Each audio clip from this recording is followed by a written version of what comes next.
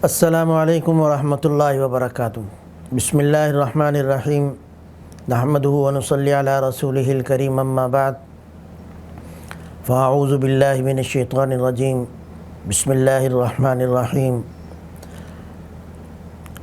لیس علیکم جناح ان تبتغوا فضلا من ربکم فاذا افضتم من عرفات فاذکروا اللہ عند المشعر الحرام واذکروہ کما ہداکم وإن کنتم من قبلہ لمن الضالین ثم افیضوا من حیث افاض الناس واستغفروا اللہ ان اللہ غفور رحیم، صدق اللہ العلی العظیم۔ محترم ناظرین، اس سے پہلی نشست میں عمرے کا تفصیل سے بیان کیا تھا کہ عمرے میں کیا افعال ہیں اور کس طرح سے کرنے ہیں۔ آج کی نشست میں ہم حج کے بارے میں بات کریں گے۔ حج کے 5 دن ہیں، 8 ذی الحجہ سے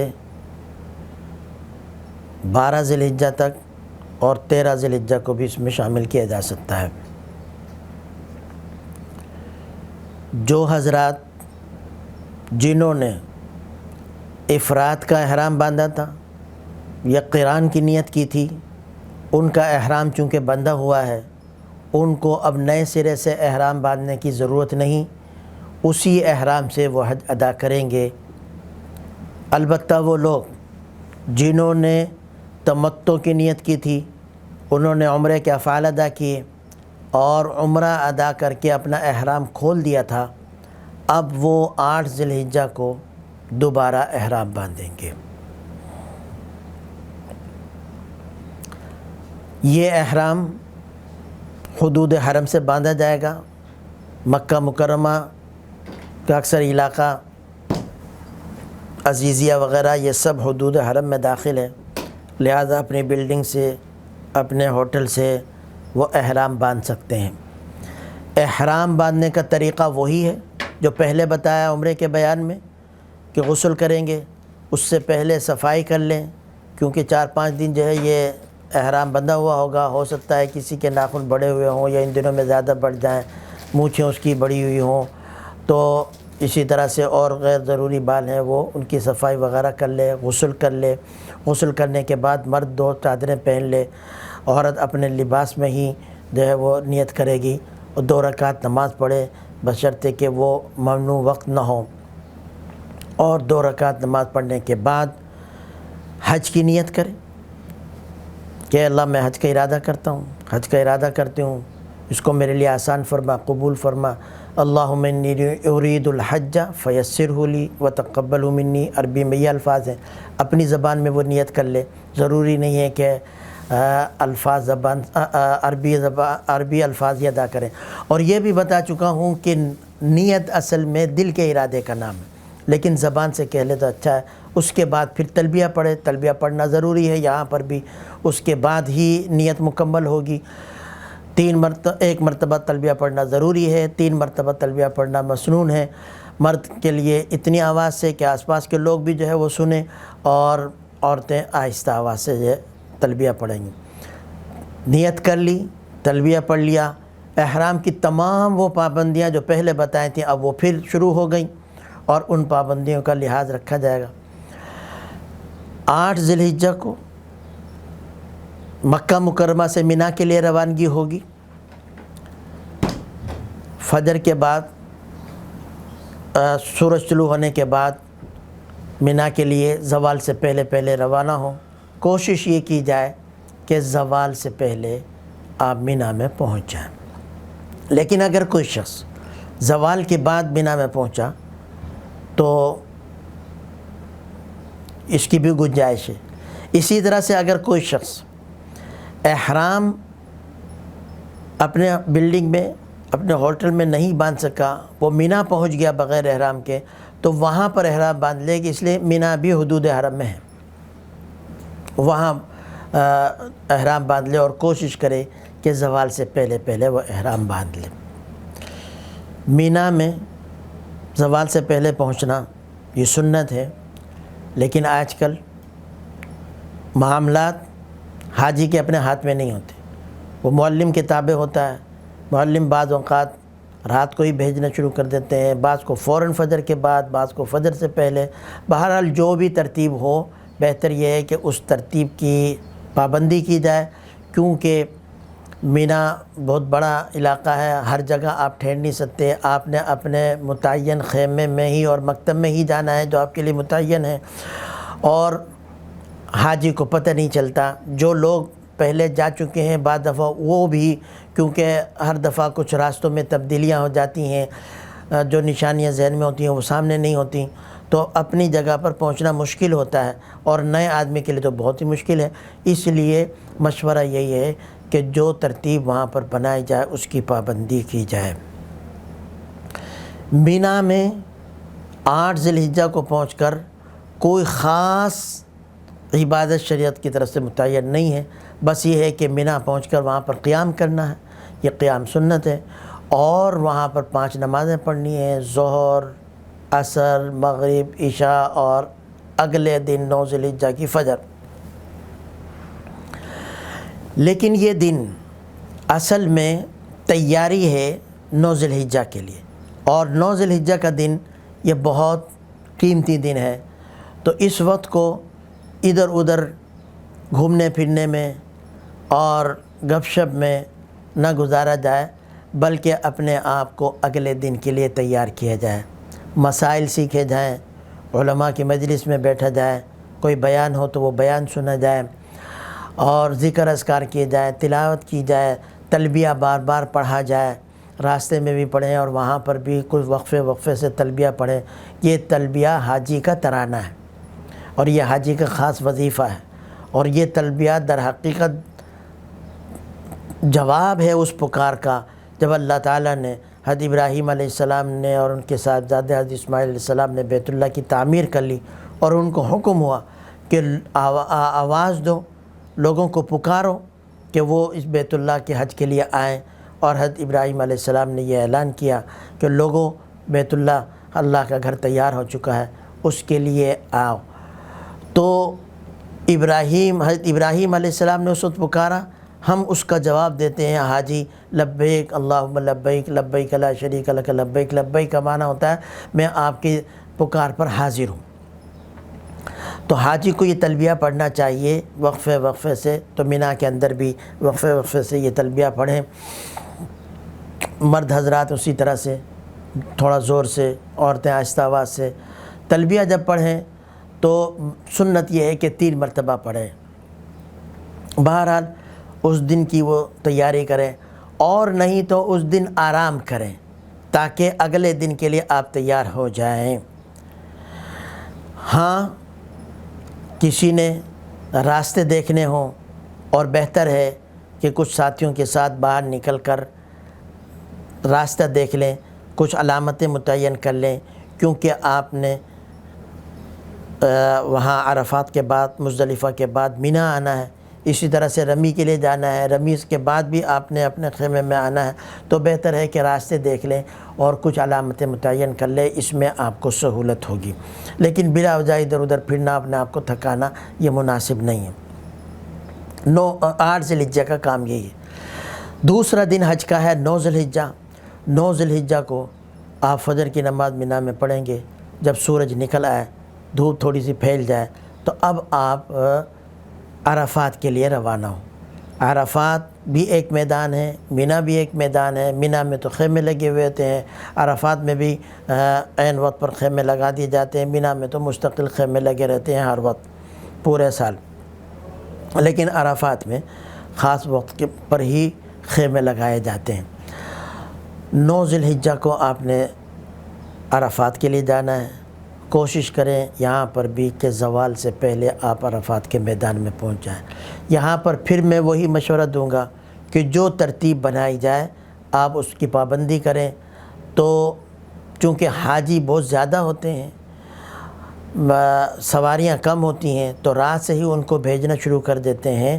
اگرچہ سنت یہ ہے کہ سورج نکلنے کے بعد مینا سے روانہ ہوا جائے، لیکن جو ترتیب بنایا جائے اس کے مطابق آپ عمل کریں۔ عرفات میں آپ پہنچ گئے، اگر زوال سے پہلے پہنچ گئے ہیں، آرام کا وقت ہے، تو مشورہ یہ ہے کہ آرام کر لیں تھوڑی دیر، تاکہ آپ وقوف اطمینان کے ساتھ کر سکیں۔ 9 ذی الحجہ یہ انتہائی اہم دن ہے حاجی کے لیے، اور یہ وقوف عرفہ پورے حج کا نچوڑ اور خلاصہ ہے، بلکہ اصل حج وقوف عرفہ ہی ہے۔ اگر ایک آدمی نے سارے کام کیے، وقوف عرفہ نہیں کیا 9 ذی الحجہ کو جو اس کا وقت ہے، تو اس کا حج نہیں ہوگا۔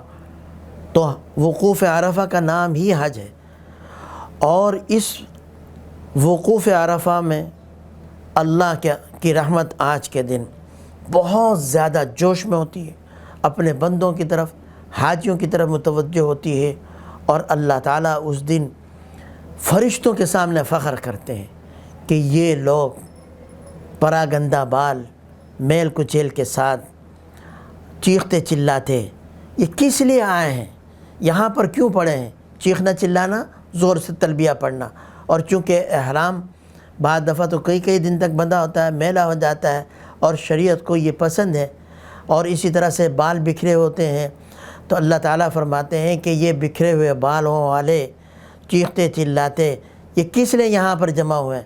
فرشتے کہتے ہیں کہ اللہ یہ آپ کی رحمت کے طلبگار ہیں اور مغفرت کے امیدوار بن کر آئے ہیں۔ اللہ تعالیٰ فرشتوں کو کہتے ہیں تو پھر تم گواہ رہو کہ آج میں نے ان سب کی مغفرت کر دی۔ اسی طرح سے حضور اکرم صلی اللہ علیہ وسلم نے اس دن کے لیے اور بھی اللہ تعالیٰ کی رحمت کے بارے میں احادیث بیان فرمائی ہیں۔ حضور اکرم صلی اللہ علیہ وسلم نے فرمایا کہ اللہ تعالیٰ اس دن یہ فرماتے ہیں کہ آج یہ لوگ جو گناہ لے کر آئے ہیں، آج یہ مجھ سے معافی مانگیں، مغفرت طلب کریں، میں ان کے گناہ معاف کر دوں گا، چاہے وہ ریت کے ذرے کے برابر ہوں، درخت کے پتوں کے برابر ہوں، سمندر کے جھاگ کے برابر ہوں۔ یہ احادیث میں آتا ہے۔ اور ایک حدیث میں یہ بھی ہے کہ جب اللہ تعالیٰ فرشتوں کو گواہ بنا رہے ہوتے ہیں کہ میں نے ان سب کی مغفرت کر دی، تو فرشتے عرض کریں گے کہ اس میں تو وہ فلاں آدمی بھی ہے جس نے اتنے گناہ کیے ہیں، وہ تو آپ کی رحمت سے دور ہے۔ اللہ تعالیٰ فرمائیں گے کہ نہیں، تم گواہ رہو، آج میں نے اس کی بھی مغفرت کر دی۔ تو اس لیے حاجیوں سے درخواست ہے کہ آج کا دن بہت قیمتی دن ہے، اس دن کو بالکل ضائع مت کرو۔ اسی لیے میں نے کہا کہ اگر زوال سے پہلے آرام کا وقت ملتا ہے تو آرام کریں، تاکہ زوال کے بعد جب وقوف شروع ہو تو آدمی پورے نشاط کے ساتھ اور پورے شوق کے ساتھ اللہ کو پکارے، اللہ کی عبادت کرے۔ وقوف کا وقت شروع ہوتا ہے زوال سے، اور یہ وقت رہتا ہے غروب آفتاب تک۔ زوال سے شروع ہوتا ہے غروب آفتاب تک۔ اگر ایک آدمی زوال سے پہلے پہنچ گیا یا زوال کے بعد میدان عرفات میں پہنچ گیا، اب اس کو چاہیے کہ وہ عرفہ کے میدان میں ہی ٹھہرا رہے۔ حضور اکرم صلی اللہ علیہ وسلم نے فرمایا کہ عرفہ کا میدان پورا کا پورا یہ وقوف کی جگہ ہے، تو کہیں بھی ٹھہرے، اور یہاں پر تو ہر حاجی کے لیے معلم کے اعتبار سے جگہ متعین ہوتی ہیں، وہاں پر وہ وقوف کرے کہیں بھی۔ اور پھر وہ میدان عرفات سے غروب سے پہلے نہ نکلے۔ اگر غروب سے پہلے وہ میدان عرفات سے نکل گیا تو اس کو چاہیے کہ وہ غروب سے پہلے واپس آئے۔ اگر ایک آدمی میدان عرفات میں پہنچ گیا اور غروب آفتاب سے پہلے وہ میدان عرفات سے نکل گیا، واپس نہیں آیا، تو اس کے اوپر دم آئے گا، اس لیے کہ میدان عرفات میں ایک لمحے کے لیے بھی ٹھہرنا حج کے احرام کے بعد حج کی نیت سے یہ تو فرض ہے، لیکن غروب آفتاب تک وہاں پر ٹھہرنا یہ واجب ہے۔ یہ بات ذہن میں رکھیں۔ کسی ایک لمحے کے لیے بھی کوئی آدمی میدان عرفات میں پہنچ گیا زوال کے بعد، اس کا حج ہو جائے گا، حتیٰ کہ اگر ایک آدمی میدان عرفات سے گزر گیا، حج کا احرام باندھا ہوا ہے، میدان عرفات میں پہنچا، ٹھہرا نہیں، وہاں سے گزر گیا، اس کا حج ادا ہو جائے گا۔ حتیٰ کہ اگر ایک آدمی سویا ہوا ہے، بے ہوش ہے، اس کو پتہ ہی نہیں کہ میدان عرفات میں ہو، لیکن اس نے حج کا احرام باندھا ہوا ہے، یا ویسے ہی گزر گیا، اس کو پتہ ہی نہیں چلا کہ میدان عرفات سے گزرا، زوال کے بعد حج کے احرام کے ساتھ اگر آدمی میدان عرفات سے گزر بھی گیا تو حج تو ہو جائے گا اس کا۔ لیکن میدان عرفات میں پہنچنے کے بعد غروب آفتاب تک ٹھہرنا یہ واجب ہے۔ اگر کوئی شخص غروب آفتاب سے پہلے نکلا، اس کو چاہیے کہ وہ واپس آئے۔ اگر واپس آ گیا تو ٹھیک ہے، واپس نہیں آیا اور چلا گیا تو اس کے اوپر دم آئے گا۔ یہ بات ذہن میں رکھیں۔ بعض حضرات کو یہ مسئلہ تو معلوم ہوتا ہے کہ عرفہ کے میدان میں تھوڑی دیر بھی ٹھہر گیا تو اس کا حج ہو گیا، لیکن یہ بات ان کے ذہن میں نہیں ہوتی کہ غروب آفتاب تک ٹھہرنا یہ ضروری ہے۔ اللہ تعالیٰ نے حضور اکرم صلی اللہ علیہ وسلم کے وسیلے سے حاجیوں پر ایک اور آسانی کی، اس کو انعام کہیں، کہ عام طور پر جو ہجری تاریخ ہے اس میں گزشتہ رات آنے والے دن کے تابع ہوتی ہے، یعنی آج کا جو دن ہے، جو رات گزری وہ آج کے دن کی رات تھی، لیکن حاجی کے حق میں آنے والی رات بھی اللہ تعالیٰ نے دن کے تابع کر دی، 9 ذی الحجہ کے تابع کر دی۔ تو حاجیوں کے حق میں 9 ذی الحجہ کے دن گزری ہوئی رات وہ بھی 9 ذی الحجہ کی رات ہے، اور آنے والی رات بھی 9 ذی الحجہ کی رات ہے۔ حضور اکرم صلی اللہ علیہ وسلم نے حجۃ الوداع میں حج کیا، غروب آفتاب کے بعد آپ وہاں سے روانہ ہوئے، مزدلفہ پہنچ گئے۔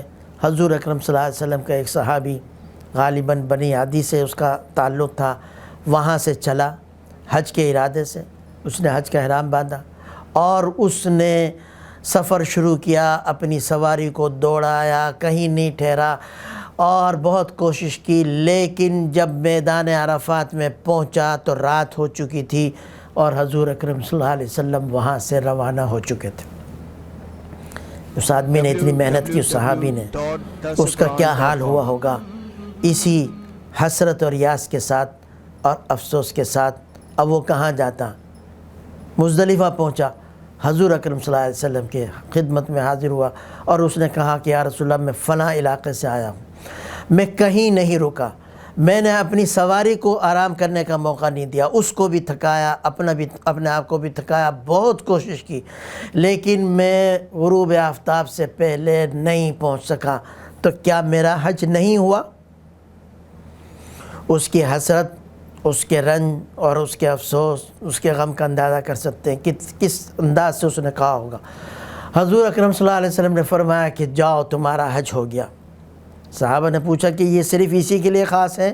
فرمایا کہ نہیں، جو آدمی بھی صبح صادق سے پہلے، زوال آفتاب کے بعد، 9 ذی الحجہ کے بعد، 10 ذی الحجہ کی صبح سے پہلے میدان عرفات میں آ گیا، بشرطے کہ اس نے حج کا احرام باندھا ہوا، اس کا حج ہو گیا۔ یہ اس صحابی کا سوال اور حضور اکرم صلی اللہ علیہ وسلم کا یہ جواب، اس کی وجہ سے امت کے لیے آسانی ہو گئی۔ لیکن بہرحال اصل وقت وقوف عرفہ کا وہ زوال سے شروع ہو جاتا ہے، غروب آفتاب تک رہتا ہے، اور اس وقت میں آدمی اپنے آپ کو دعاؤں میں مشغول کر دے۔ اصل چیز اس دن دعا مانگنا ہے، اس کے ساتھ ساتھ دعاؤں کی کوئی کتاب رکھ لے، قرآن کریم کی تلاوت کرے، درود شریف پڑھے، کوئی ذکر کرے۔ حدیث میں آتا ہے کہ جس شخص نے اس دن لا الہ الا اللہ وحدہ لا شریک لہ لہ الملک و لہ الحمد یحیی و یمیت وہو علی کل شیء قدیر، یہ کلمہ 100 مرتبہ پڑھا، سورہ اخلاص 100 مرتبہ پڑھی، اور درود شریف اللہم صلی علی محمد وعلی آل سیدنا مولانا محمد وبارک اللہم، یہ جو درود شریف میں پڑھتے ہیں، نماز میں جو درود شریف پڑھتے ہیں وہ درود پڑھی 100 مرتبہ، تو اللہ تعالیٰ فرشتوں کو کہتے ہیں بتا اس شخص کی کیا جزا ہے، اس کا کیا بدلہ ہے جس نے میری تعریف کی، میری حمد و ثنا بیان کی اور میرے حبیب پر درود بھیجا۔ پھر اللہ تعالیٰ خود ہی فرماتے ہیں کہ میں نے ان کی مغفرت کر دی، ان کی دعا کو قبول کیا، اور یہ جس کے لیے دعا مانگیں گے تو وہ دعا بھی قبول ہوگی۔ اس دن علماء نے لکھا ہے آدمی جو بھی دعا کرے تو اس کے اوپر امید زیادہ غالب ہو۔ ویسے تو شریعت کا حکم یہ ہے کہ ہر کام میں خوف اور امید دونوں چیزیں ہونی چاہیے. ہو سکتا ہے اللہ تعالیٰ قبول کر لے، ہو سکتا ہے قبول نہ ہو، لیکن اس دن امید زیادہ غالب ہونی چاہیے کہ آج کے دن اللہ تعالیٰ ہماری دعائیں رد نہیں کریں گے. تو الہا زاری کے ساتھ روئے، رونا نہ آئے تو رونے جیسی شکل بنا لے، اور خوب اس طرح سے گڑ گڑا کر دعا میں مشغول رہے. حضور اکرم صلی اللہ علیہ وسلم نے 9 ذی الحجہ کو حجۃ الوداع کے موقع پر اول وقت میں ظہر کی نماز پڑھی، پھر عصر کی نماز پڑھی، اس کے بعد سارا وقت دعا میں مصروف کر دیا اور دعا میں مشغول رہے حضور اکرم صلی اللہ علیہ وسلم. اور حدیث میں یہ بھی آتا ہے کہ اس دن حضور اکرم صلی اللہ علیہ وسلم اور تمام انبیاء کی جو سب سے بہتر دعا ہے وہ یہی چوتھا کلمہ ہے جو میں نے ابھی پڑھا، لا الہ الا اللہ وحدہ لا شریک لہ لہ الملک و لہ الحمد وہو علی کل شیء قدیر. بہرحال حاجی اس دن کوئی دعا کی کتاب ساتھ رکھے، اپنے ساتھ تصویر رکھے، قرآن کا نسخہ ہو تو وہ رکھے، کیونکہ حاجی کو اس وقت سمجھ میں نہیں آتا، وقت کافی ہوتا ہے، میں کیا کروں، دعا مانگنا شروع کرتا ہے، تھوڑی دیر کے بعد اس کی دعا ختم ہو جاتی ہے، وہ دعا ختم کر کے بیٹھ جاتا ہے، تو اس کی سمجھ میں نہیں آتا. تو پہلے سے یہ سارا اہتمام کریں کہ میں نے یہ ساری چیزیں کرنی ہیں، اور اس دن اپنے لیے، اپنے ملک کے لیے، اپنے بیوی بچوں کے لیے، پوری امت کے لیے خوب دعائیں کریں اور الہا زاری کے ساتھ دعا کریں. اور دیکھا یہ ہے پورے وقت میں تو نہیں، لیکن اس پورے وقت میں ہر حاجی پر اللہ ماشاءاللہ کسی نہ کسی وقت ایک کیفیت ضرور طاری ہوتی ہے جو تضرع زاری کی ہوتی ہے، اور اس کو ہم کہہ سکتے ہیں کہ اس کا کنیکشن اللہ تعالیٰ کے ساتھ جڑ گیا. بس وہ لمحہ بہت قیمتی ہوتا ہے. آدمی یہ چاہے کہ پورے اس وقت میں وہ کیفیت رہے، ایسا نہیں ہوتا، لیکن مشاہدہ یہ ہے کہ کسی نہ کسی وقت یہ ایک کیفیت آدمی پر طاری ہوتی ہے، تو اس کو ضائع نہ کرے اور اس کو کام میں لے کر آئے، اور وہ بڑا اچھا وقت ہوتا ہے. اور جیسے جیسے غروب کا وقت آتا ہے اللہ تعالیٰ کی رحمت میں مزید جوش آتا رہتا ہے. حاجی لوگ جو اصل وقت ہوتا ہے غروب سے پہلے کا، اس میں اپنی تیاری شروع کر دیتے ہیں، وہاں سے چلنا شروع کر دیتے ہیں، نکلنا شروع کر دیتے ہیں، بسوں میں بیٹھنا شروع کر دیتے ہیں. حالانکہ وہ وقت بڑا قیمتی ہوتا ہے. اس وقت کو بھی اگر آدمی نے چلنا بھی شروع کر دیا، بس میں بیٹھ گیا ہے، تو بس میں بیٹھے بیٹھے چلتے چلتے بھی دعا کریں. بہرحال اس وقت کو بڑا قیمتی بنائیں. غروب آفتاب ہو گیا، اس کے بعد اس نے مزدلفہ روانہ ہونا ہے. غروب آفتاب کے بعد ایک بات یہاں پر یاد رکھیے، حضور اکرم صلی اللہ علیہ وسلم نے ظہر عصر کی نماز کو جمع کیا ظہر کے وقت میں، کہ جیسے ہی ظہر کا وقت ہوا پہلے ظہر کی نماز پڑھی، پھر عصر کی نماز پڑھی. جو حاجی وہاں پر جاتے ہیں 2 نمازیں وہ جمع کریں گے، لیکن اس کے لیے کچھ شرائط ہیں. ایک تو یہ ہے کہ انہوں نے حج کی نیت کی ہو، حج کا احرام باندھا ہوا ہو، میدان عرفات پہنچ چکے ہوں. اگر کوئی شخص راستے میں بس اس کی رک گئی، راستہ بھول گیا، دیر ہو گئی، اب وہ ظہر کی نماز پڑھنا چاہتا ہے، عرفات کے میدان میں نہیں پہنچا، تو وہ ظہر کی نماز کو ظہر کے وقت میں، عصر کی نماز کو عصر کے وقت میں پڑھے گا. یا جو لوگ وہاں پر جیسے پولیس والے، معلمین کے آدمی اور لوگ ہوتے ہیں کام کرنے والے، انہوں نے حج کا احرام نہیں باندھا ہوتا، تو وہ بھی ظہر کی نماز اپنے وقت میں، عصر کی نماز اپنے وقت میں پڑھیں گے. ایک شرط اس میں یہ ہے کہ حاکم وقت جو وہاں کا بادشاہ ہو، یا جو جس کو اس نے امام بنایا ہے، خطبہ دینے کے لیے حج کا امام بنایا، اس کے پیچھے نماز پڑھ رہا ہو، تو وہ ظہر عصر کو ایک ساتھ جمع کرے گا. اگر ایک شخص اس امام حج کے پیچھے نماز نہیں پڑھ رہا، اپنے خیمے میں نماز پڑھ رہا ہے، چاہے انفرادی طور پر یا اجتماعی طور پر، تو وہ ظہر کی نماز کو ظہر کے وقت میں پڑھے گا، عصر کی نماز کو عصر کے وقت میں پڑھے گا. ان کے لیے جمع کرنا درست نہیں. اور یہ بات بھی یاد رکھیے کہ ظہر اور عصر کو ایک ساتھ جمع کرنا یہ سنت ہے، یہ ضروری اور واجب نہیں ہے. اگر کسی نے ظہر کی نماز ظہر کے وقت میں پڑھی اور عصر کی نماز عصر کے وقت میں پڑھی، ان کی دونوں نمازیں ہو جائیں گی، یہ سنت ہے. مغرب کے بعد یعنی غروب آفتاب کے بعد عرفات سے روانگی ہوگی مزدلفہ کے لیے. مزدلفہ بھی ایک میدان ہے مینا اور عرفات کے درمیان، وہاں پر پہنچیں گے. حاجی کے لیے ضروری ہے کہ مغرب کی نماز وہ مزدلفہ پہنچنے سے پہلے نہ پڑھے. غروب آفتاب تو عرفات میں ہی ہو جائے گا، نہ عرفات میں وہ مغرب کی نماز پڑھے، نہ راستے میں وہ مغرب کی نماز پڑھے. مزدلفہ پہنچنے کے بعد پہلے مغرب کی نماز پڑھے اور اس کے بعد عشاء کی نماز پڑھے. اگر کسی نے عرفات کے میدان میں یا مزدلفہ پہنچنے سے پہلے مغرب کی نماز پڑھی اس کی نماز نہیں ہوگی، مزدلفہ پہنچنے کے بعد اس کو مغرب کی نماز دوبارہ دہرانے پڑے گی۔ یعنی حاجی کے لیے مغرب کی نماز کا وقت مزدلفہ پہنچنے سے پہلے ہوتا ہی نہیں ہے۔ مزدلفہ پہنچنے سے پہلے مغرب کی نماز پڑھنا ایسا ہے جیسے وقت سے پہلے نماز پڑھ لی۔ مزدلفہ پہنچ گئے، اپنا سامان رکھیں، کوئی جگہ دیکھ لیں، اور اس کے بعد پہلے مغرب کی نماز پڑھیں اور اس کے بعد پھر عشاء کی نماز پڑھیں، دونوں کو جمع کریں۔ ہاں اگر ایک آدمی کو مزدلفہ پہنچنے میں اتنی دیر ہو گئی کہ صبح صادق کا وقت قریب ہے اور اس کو ڈر ہے کہ اب نماز نکل جائے گی، تو وہ پھر راستے میں ہی مغرب کی نماز اور پھر عشاء کی نماز پڑھ لیں۔ مزدلفہ کی رات قیام کرنا سنت ہے۔ حضور اکرم صلی اللہ علیہ وسلم حجۃ الوداع میں مزدلفہ پہنچے، 10 ذی الحجہ کو 9 ذی الحجہ کو وقوف عرفہ کیا، اس میں پوری محنت اور مشقت ہوئی، اور اگلے دن حضور اکرم صلی اللہ علیہ وسلم کو معلوم ہے کہ بہت سارے کام کرنے ہیں حاجی نے، تو حاجی کی سہولت کے لیے حضور اکرم صلی اللہ علیہ وسلم نے عشاء کی نماز کے بعد آرام فرمایا۔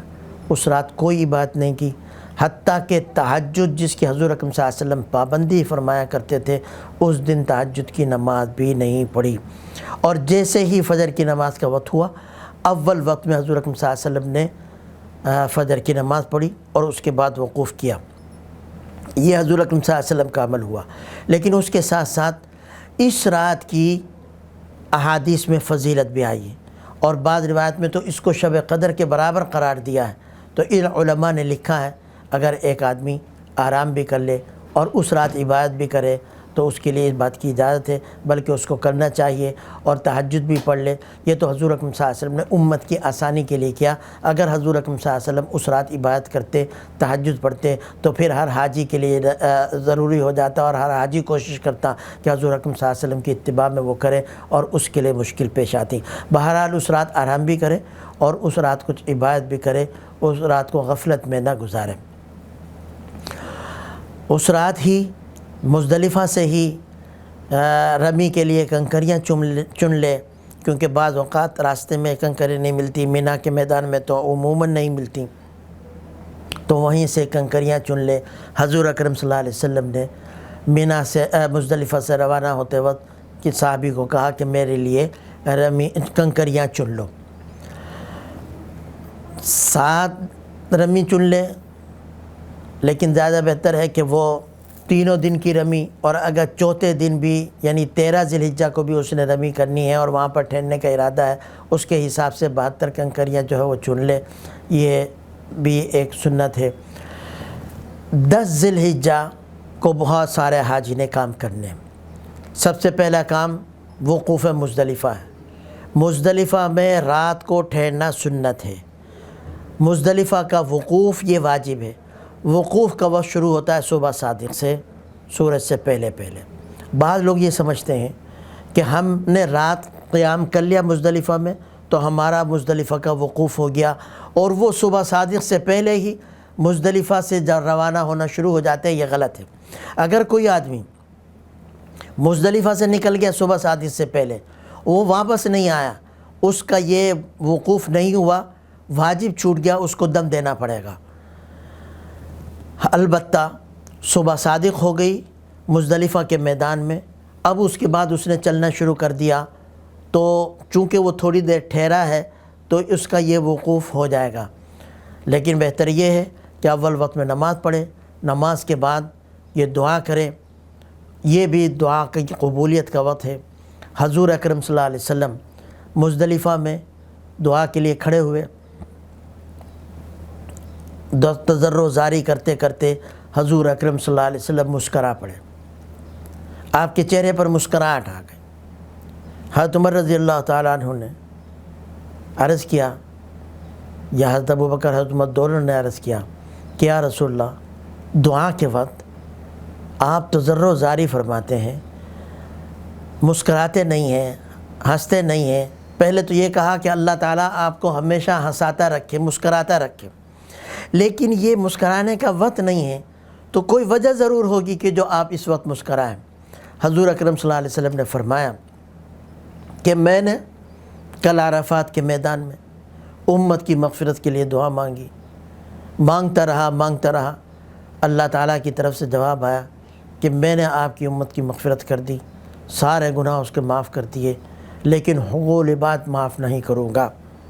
جو بندوں کے حقوق ہیں، کسی کے ساتھ ظلم کیا، کسی کا حق چھینا، کسی کو مارا، کسی کا حق دینا تھا وہ نہیں دیا، یہ حقوق العباد کہلاتے ہیں، کہا کہ یہ معاف نہیں کروں گا۔ سارے دن دعا مانگتے رہے، سارے دعائیں قبول ہوئیں، مغفرت کا اعلان ہوا، کہا لیکن حقوق العباد کی معافی کا اعلان نہیں ہوا۔ لیکن حضور اکرم صلی اللہ علیہ وسلم کو سکون نہیں ملا۔ حضور اکرم صلی اللہ علیہ وسلم مزدلفہ میں وقوف کے لیے کھڑے ہوئے، پھر ہاتھ اٹھا دیے اور کہا کہ اللہ حقوق العباد آپ اس کی ذمہ داری خود لے لیں، جس کا کوئی حق ہے اس کو راضی کر دیں، اور جس کے اوپر حق ہے اس کو معاف کر دیں۔ مانگتے رہے تو اللہ تعالیٰ نے یہ دعا بھی قبول کر لی۔ تو جب یہ دعا قبول ہوئی تو شیطان کو اتنا دکھ ہوا، وہ شور مچاتا ہوا، واویلا کرتا اور چیختا چلاتا اپنے سر پر مٹی ڈالتا ہوا بھاگا۔ تو مجھے یہ منظر اللہ تعالیٰ نے دکھایا، تو یہ منظر دیکھ کر مجھے بے اختیار ہنسی آ گئی اور چہرے پر مسکراہٹ ہو گئی۔ یہ وجہ بتائی تو اس سے دو باتیں معلوم ہوئیں۔ ایک تو یہ ہے کہ حضور اکرم صلی اللہ علیہ وسلم کی شفقت امت کے لیے کہ کتنے شفیق تھے۔ 5-6 گھنٹے کا وقت حضور اکرم صلی اللہ علیہ وسلم نے سارا وقت امت کے لیے مانگنے میں گزارا، اور پھر جب اللہ کی طرف سے یہ بات سامنے آئی کہ حقوق العباد معاف نہیں ہوئے، پھر ہاتھ اٹھا دیے اور اللہ تعالیٰ سے پھر رو کر درخواست کی کہ جن بندوں کا حق ہے ان بندوں کے حقوق کی ضمانت آپ لے لیں، ذمہ داری آپ لے لیں، اور جس کے اوپر حق ہے اس کو معاف کر دیں۔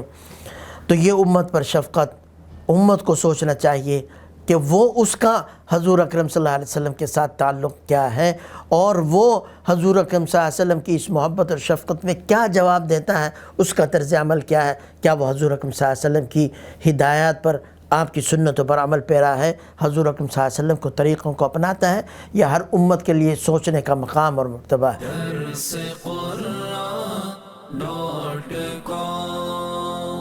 www.darsequran.com